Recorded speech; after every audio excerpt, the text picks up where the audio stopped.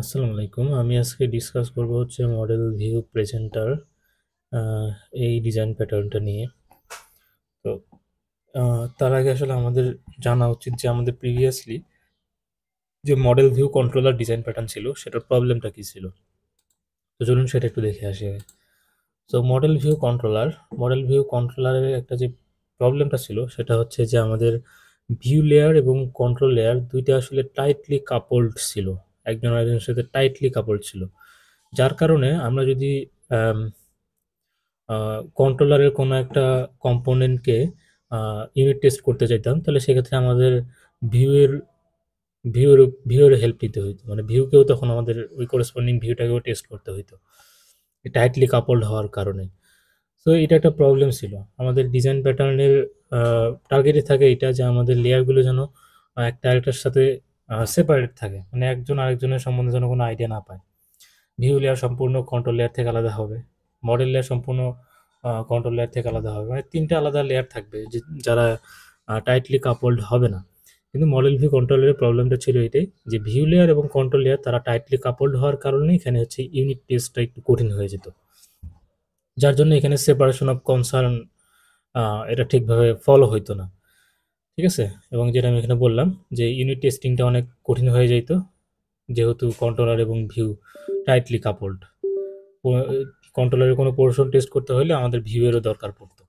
So এটা একটা problem ছিল। এই প্রবলেমটা থেকে বের হওয়ার জন্যই আমাদের পরবর্তীতে আসলো হচ্ছে যে মডেল ভিউ প্যাটার্ন এই টপিকটা। সাধারণত এটা বেশি ইউজ করা হয় অ্যান্ড্রয়েড সিস্টেমে।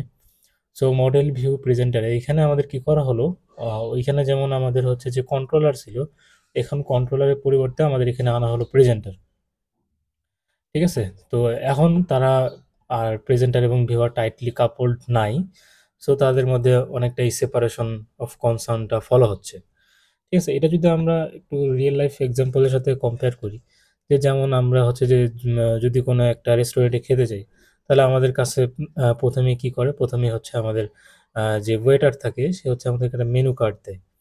ঠিক আছে? তো মেনু কার্ড থেকে আমরা হচ্ছে যে যেকোনো মেনু চুজ করি, এবং যেই মেনুটা আমরা চুজ করি সেই মেনুর উপর বেস করেই কিন্তু আমাদের ওয়েটার আ সেই আইটেমটা আ তৈরি করার জন্য আমাদের কিন্তু ইয়ের কাছে দিয়ে দেয়, শেফের কাছে দিয়ে দেয়, তাই না?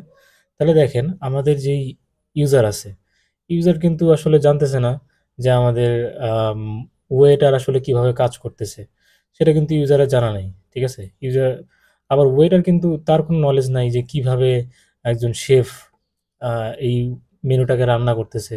এটার আবার কিন্তু কোনো নলেজ নাই এর কাছে। তাই না?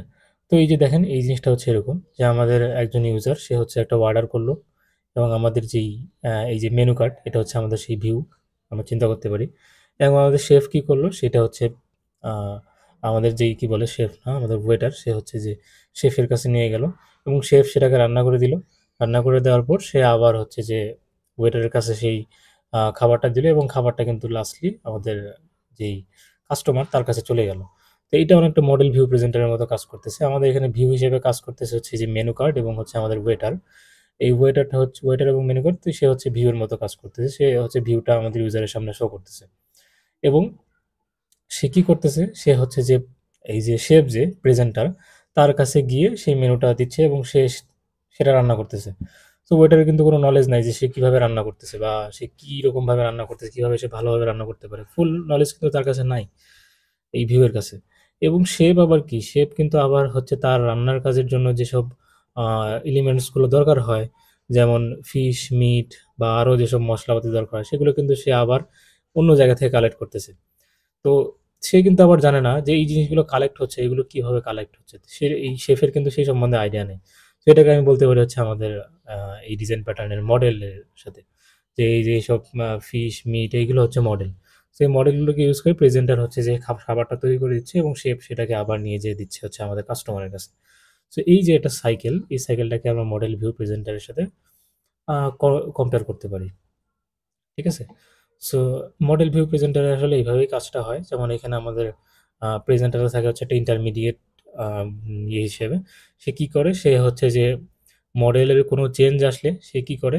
সেই চেঞ্জটা নিজের মধ্যে নিয়ে আসে, এবং সেই চেঞ্জটাকে আবার সে ভিউ এর মধ্যেও এপ্লাই করে। আবার ভিউয়ে যখন কোনো ইউজার ইভেন্ট কোনো কিছু আসে, সেই প্রেজেন্টটা সেটাকে অ্যাকসেপ্ট করে এবং সেই অনুযায়ী সে হচ্ছে ডাটাবেজে আবার মডেল আপডেট করে। ঠিক আছে? সো এইভাবে করে আমাদের আসলে মডেল ভিউ প্রেজেন্টার সাইকেলটা চলতে থাকে অনেকটাই মডেল ভিউ কন্ট্রোলারের মতোই। জাস্ট এখানে ডিফারেন্সটা হচ্ছে যে এখানে আমাদের প্রেজেন্টার এবং ভিউ টাইটলি কানেক্টেড না। তো কেন টাইটলি কানেক্টেড না? কারণ তারা হচ্ছে প্রেজেন্টার এবং ভিউ তারা কিন্তু একজন আরেকজনের সাথে কনট্যাক্ট করে হচ্ছে ইন্টারফেসের মাধ্যমে এবং এখানে একটা one to one relation follow হয়। যেমন আমাদের একটা প্রেজেন্টারের জন্য একটাই ভিউ থাকবে মাস্ট। সো একটা one to one relation create হয়। সো এখানে কি পয়েন্টসগুলো ডিসকাস করা হয়েছে, যেমন এখানে বলছে communication between view and presenter and model happens via interface. So প্রেজেন্টারকে যদি ভিউয়ের সাথে কন্ট্যাক্ট করতে হয় তাহলে সে কিন্তু হচ্ছে যে ইন্টারফেসের মাধ্যমেই কন্ট্যাক্ট করতে পারবে এবং একটা প্রেজেন্টারের সাথে একটা ভিউ কানেক্ট থাকবে। So one presenter class manages one view at a time. There is one to one relationship between presenter and view. যেহেতু ওয়ান টু ওয়ান রিলেশনশিপ আছে সেহেতু এদের মধ্যে টাইটলি কানেক্টেডের যে ব্যাপারটা সেটা কিন্তু থাকতেছে না। Model and view class doesn't have knowledge about each others existence. So এই প্রবলেমটা ছিল হচ্ছে আমাদের মডেল ভিউ কন্ট্রোলারে, যে প্রবলেমটা এখানে সলভ করে দেওয়া হয়েছে যে আমাদের এখানে একটা লেয়ার আরেকটা লেয়ার সম্বন্ধে কোনো নলেজ থাকে না। সো তারা হচ্ছে সেপারেটেড। তো এই গেল হচ্ছে আমাদের মডেল ভিউ প্রেজেন্টার। আশা করি সবাই বুঝতে পারছেন। আরেকটা বিষয় হচ্ছে যে এখানে কিন্তু আমাদের অবজারভারের কোনো বিষয় নেই। যেমন এখানে আমরা কি বলছি যে ওয়ান টু ওয়ান রিলেশনশিপ, তাই না?